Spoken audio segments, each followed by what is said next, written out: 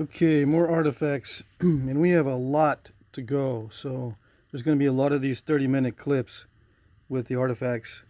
Before I open the next bag, I just wanted to go over something that someone picked up in the comments. I think it was Zach, that the stems look like they might have been created with direct percussion. There's a lot of signs of, or this is a common direct percussion mistake when you see these steps. If you're pressure flaking it, you won't get these steps. But if you're using a direct percussion technique, like a hammerstone, to get these stems created, this is a very common mistake with direct percussion. These little steps and a very steep bevel. And some of these are slightly ground, like they were grinding them after they put in the stems with a hammerstone or something. Maybe a little more pointed than this. And then just ground it down a little bit. I just grabbed a handful so you don't get a lot of this irregularity with pressure flaking. It looks like direct percussion.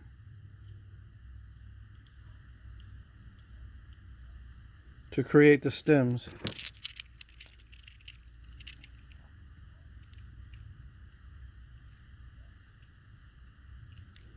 See a little bulge right there? That's a very common mistake with direct percussion. You can do that with antler or hammerstone.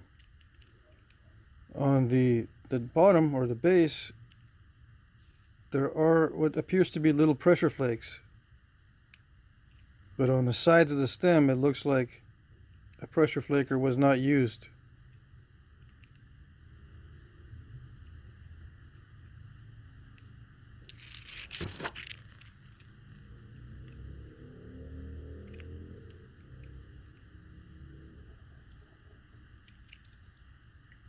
Very common to see that with direct percussion with a hard hammer. But you can get it with a soft hammer too. Just very common with hard hammers. And then you get the asymmetric look to it also.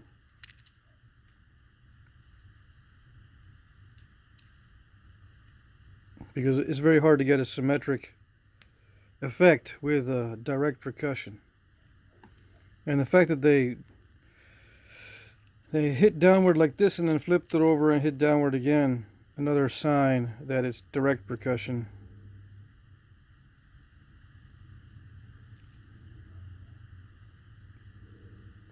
Probably direct percussion on the base also, on that one. No signs of pressure flaking. These look like percussion strikes for the entire stem.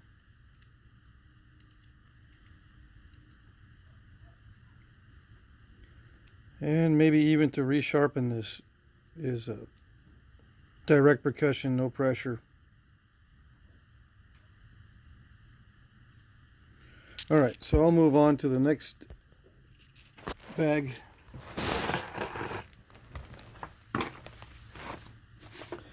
Well, let's see if there's any mention of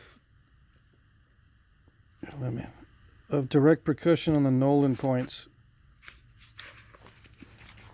in this book.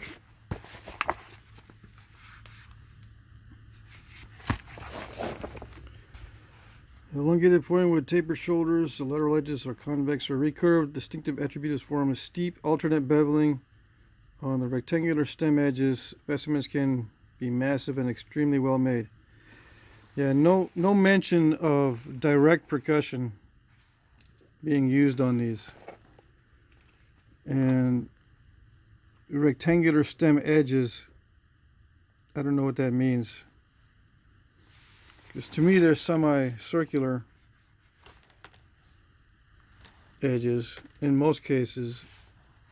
or at least rounded. This one looks pretty straight, but most of them that I have are rounded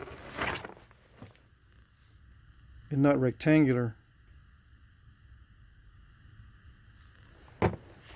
So this book is okay.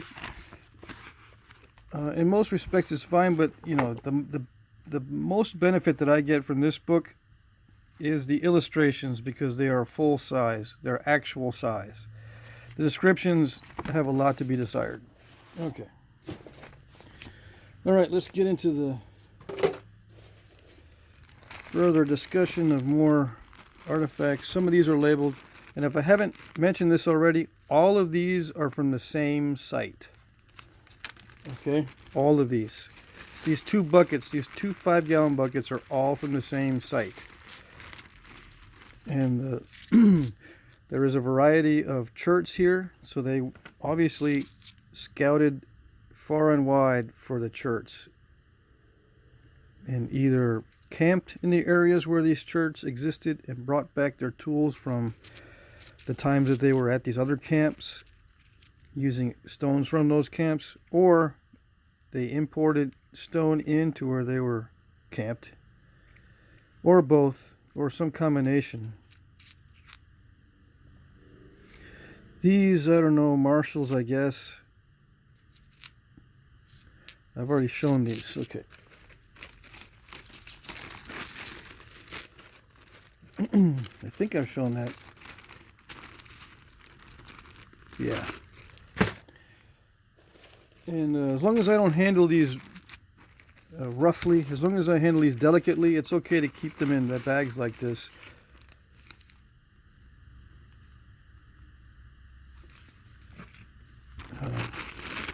It doesn't cause any damage, well, minimal damage to the edges or whatever.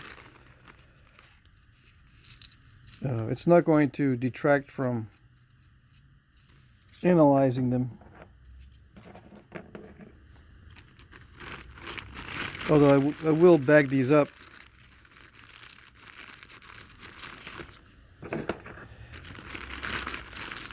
Dusty gave me a bunch of bags to bag these up individually. Yeah, these are just triangular points. Okay, let's zoom in.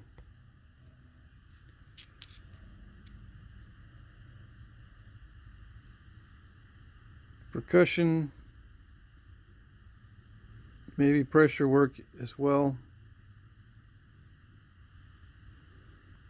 Looks like impact damage. You don't get that kind of damage from using it for woodworking or whatever. It's impact damage for sure.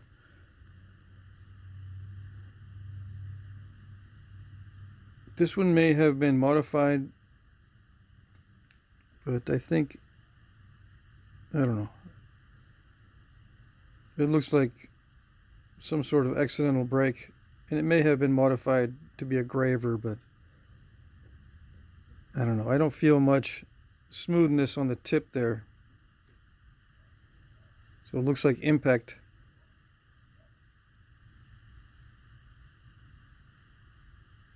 And I don't know the type on these. And I don't know if they're finished or unfinished. But I see signs of percussion. Not much signs of pressure on this one. It's definitely a base. Heat damage.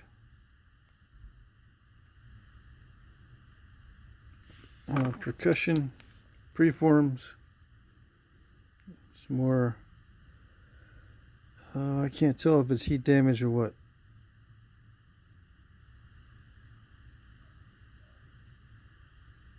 Impact fracture probably.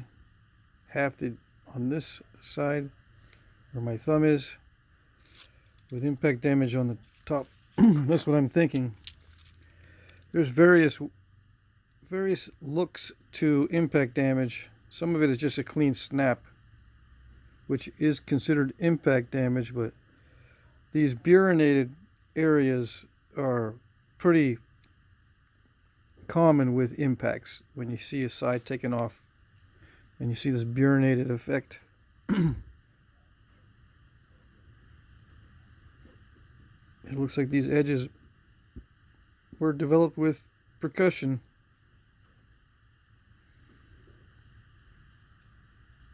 Very little pressure. Maybe a little bit there on the base.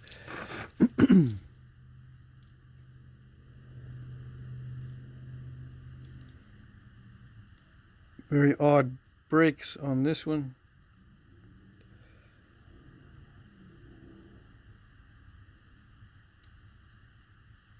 There's some issues with the stone.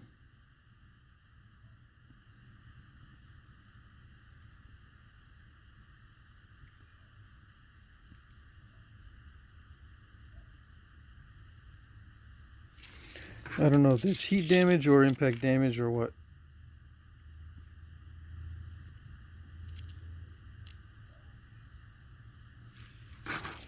Now, if you look in the red book, it's not going to give you usually the technique that they think they use to create the points. This looks like it was hafted in this way. Impact damage here because of the burin, crushed tip area. And it does look like there's some pressure flakes from the base upward. It's very straight. So that's characteristic or very common with pressure flaking when they make it straight. And there aren't those little steps near the edge. These may be different styles of points that are preforms or finished pieces. You know, I can't tell. There's not enough here to tell. All you can tell from these is, you know, the signs that maybe they had used percussion or pressure or both, and then the impact damage. Now, if there's impact damage, that means the point was finished, obviously, because they hafted it and shot it, or hit something with it after being hafted. You don't get that kind of impact damage without it being hafted. So this is impact damage. It probably was hafted on this side. There's a little bit of edge development there, kind of sharp, but not too much. I think that's a impact damage there too. Or it could have been broken in manufacture. That's another possibility with that. I don't know what would cause this. Unless it was just unfinished and that was part of the original. When they were napping it into a preform or whatever, they just made a mistake there and it wasn't finished because they snapped it during the construction of it. That's another possibility. Yeah, I think this would be, well, I can't really tell which is the stem or the side or the base. Or the bottom or the edge. I can't tell what's what on this one, but it looks like a lot of pressure flaking. Another little broken piece.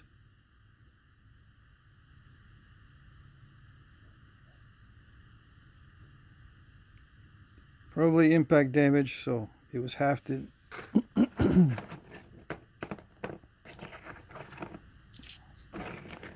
Yeah, triangular points are very common. Some of them were projectile points, some of them were knives.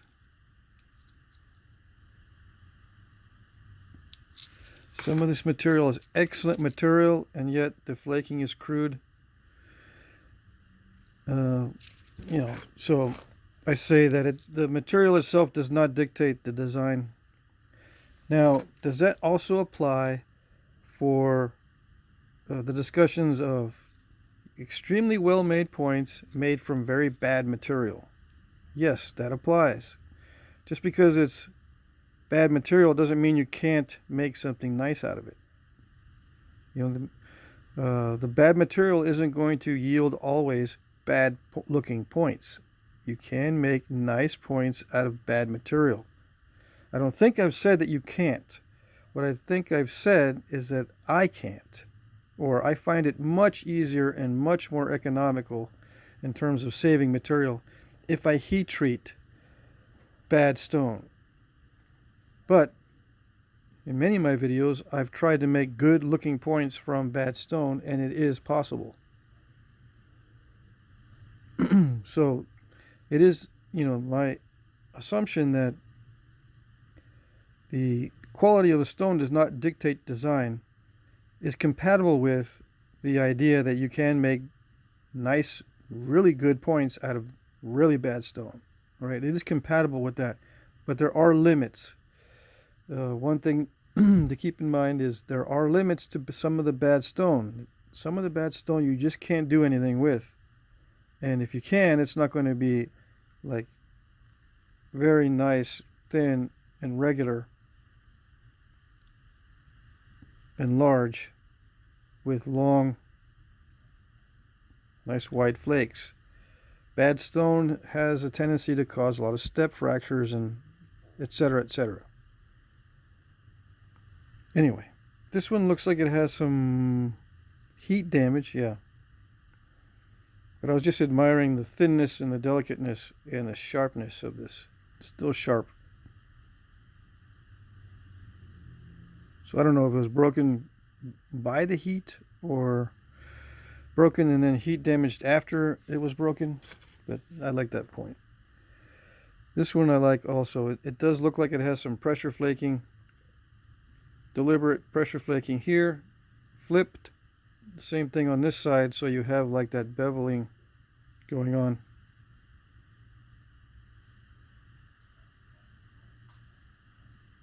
It's hard to do that with percussion. You can do it with indirect percussion, but that kind of thing is done mostly with pressure.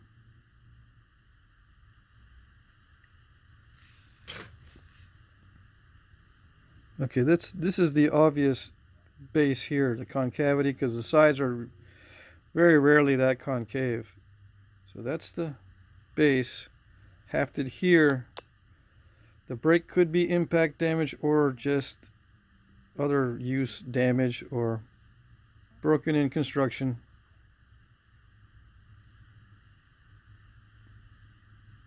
Looks like there's minimal pressure flaking. Some of these wide, big flakes are characteristic of percussion.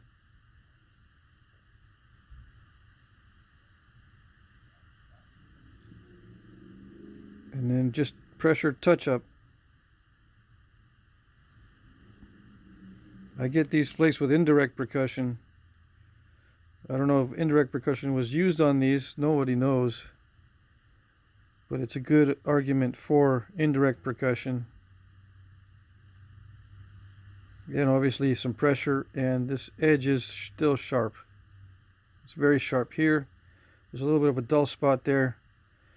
So you can see they mixed it up. They didn't make the entire edge sharp. It was kind of random, at least on that one. I suppose they could have made the entire edge nice and sharp, but they didn't. So it tells me that they were expedient. Or maybe they just resharpened part of the edge that they felt was too dull. Now, I don't know what these are. I'll look these up. A lot of you guys can recognize what these are right off the bat. Let me respond to a text message. I'll be right back. Okay, so I'll look these up after the fact, but these are, I think these are Kinney points or something similar. Nice thinning flakes. These can get confused with paleos. All right, but you can tell, well, can't tell yet, but you can tell these edges are not ground.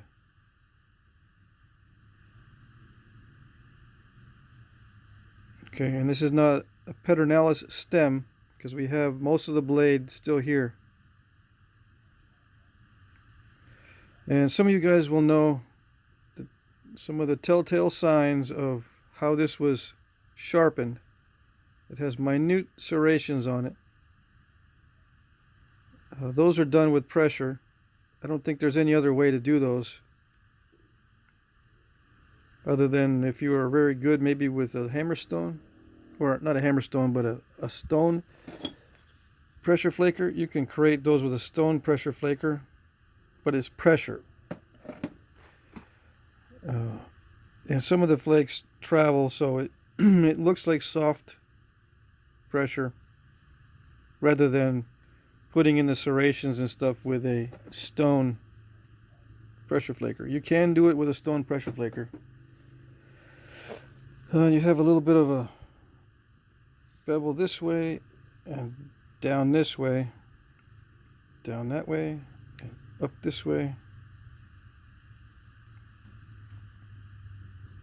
Very nice material.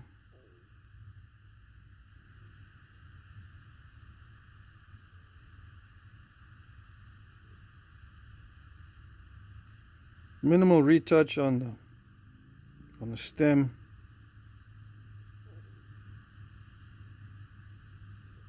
They just knocked in these thinning flakes with direct percussion, it looks like.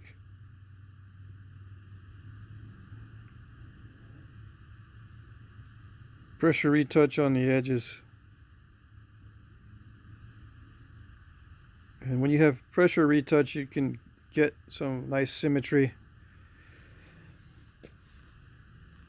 Angostura could also be Angostura, right? We'll see. No grinding though. Angostura I think is paleo. Let me see.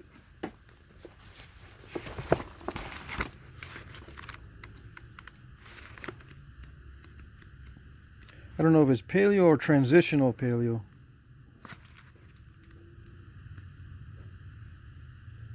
A and G.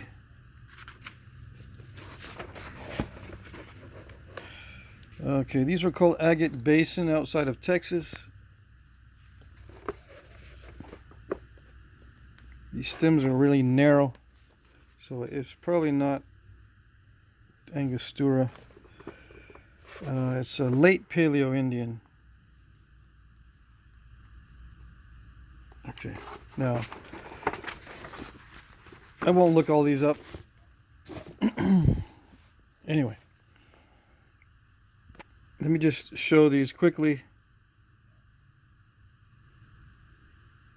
You can decide how they were made yourselves.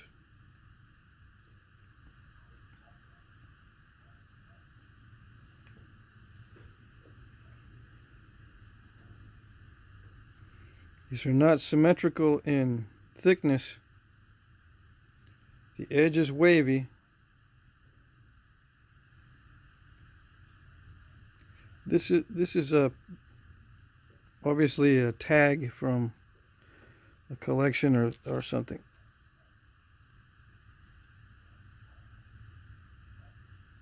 Step fracturing, differences in consistency. These little areas are usually boogery, difficult to get through. It's very similar to the biface I was working on, this material.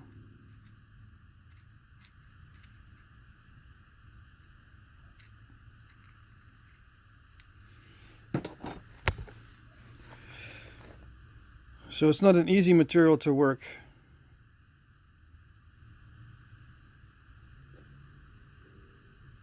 My stout point. Let's see. For those of you who are curious,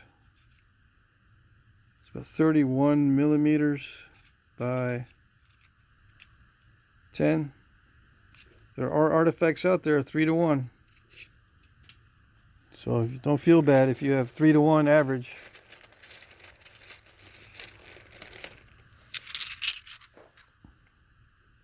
There are some that are less than that, of course, but, you know, don't feel too bad. This looks like a lot of direct percussion or indirect, either one.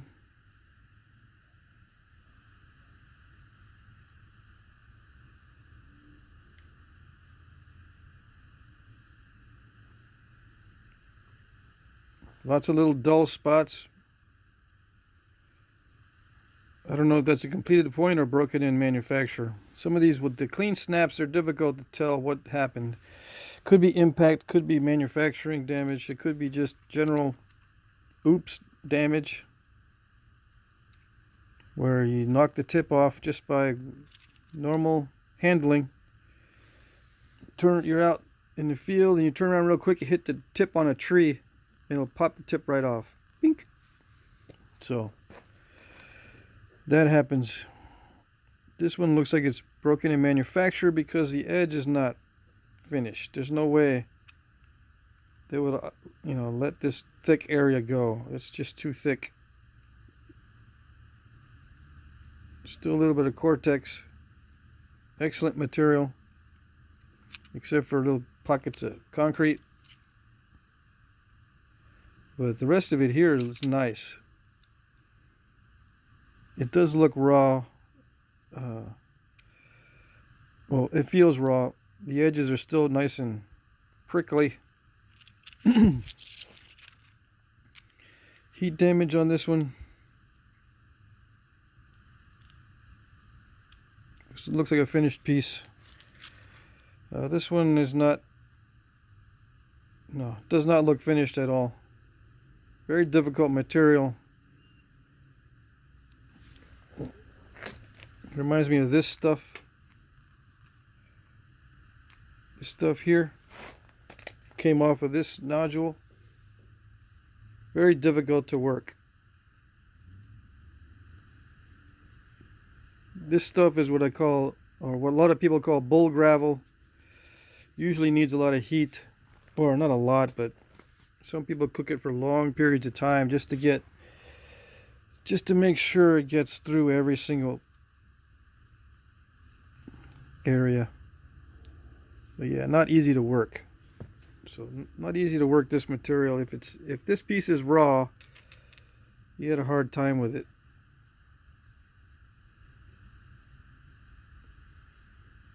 Try to get it thin. Classic snap in manufacture looks like. Yeah, that edge is not done there. It's not finished. They don't leave these on the edges.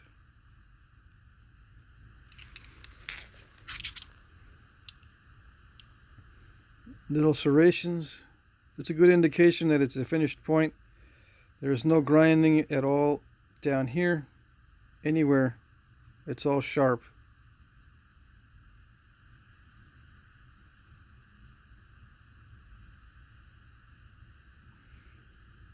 This edge looks pretty straight, but there's no attempt to remove all the deltas. See what I'm saying? They did try to remove the deltas, or they did a pretty good job here, but not all of them. The deltas are the little pieces, I don't know how to say this. They're the areas that zig down.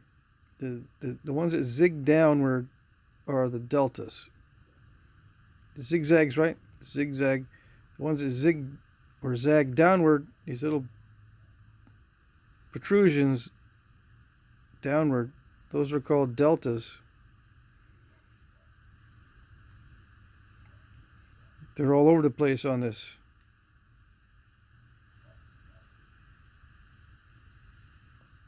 Asymmetric stem, flat on here, off at an angle that way. So when I see asymmetric stems, to me that's a sign of being a knife. Because you can have a thick handle with a lot of room in the notch and you can adjust it easily and not worry about it being lined up. Now if you put this on that lateral dart foreshaft, you don't have much room. If one side is really thick, this is the minimum. This is pretty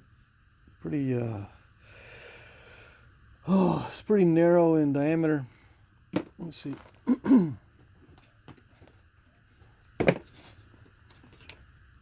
Yeah, this one is also. But I think you get what I'm saying. If it's really thick, it's hard to haft in something like that. So to me, it looks like a knife. It's much easier to haft as a knife. Okay, so a couple more here real quick, and then I'll continue on the next segment. Nice wide piece. Probably finished because the edge is refined. It's not perfect, but it is refined. It's thinned down quite a bit.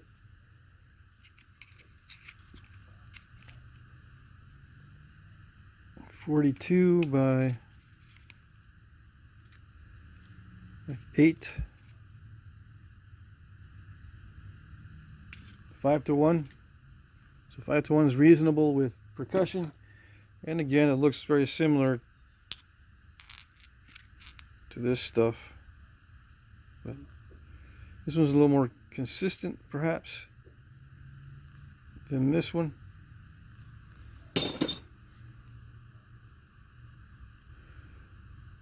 Chalky deposits on there. That just comes with age. This looks like a finished point to me. Again, it's asymmetric. One side is off. So if you haft it in a V-shaped notch, many of you insist on making V-shaped notches in your foreshafts or in your shafts. If you haft this to a V shape, it's going to cant over to one side. You're going to need a flat bottom to make an adjustment so it'll straighten out. Okay, or it's hafted as a knife, in which case you can make a big notch and then you have plenty of room to make it straight. But if you make a perfect V notch with the center line perfectly in line with the foreshaft and you haft this, it's going to cant over to one side. There's nothing you can do about it. It's going to be crooked. And you don't want that for a projectile point. So you can jump up and down all day and say this is a projectile point. But, and you're probably right. But the bottom of the notch is not going to be V-shaped. It's going to be flat, so you have some room. Or U-shaped. Something to give you room to straighten this out. Okay, this one does say Kinney. So I guess the majority of these in this bag will be Kinney points. All right, I'll continue on the next segment.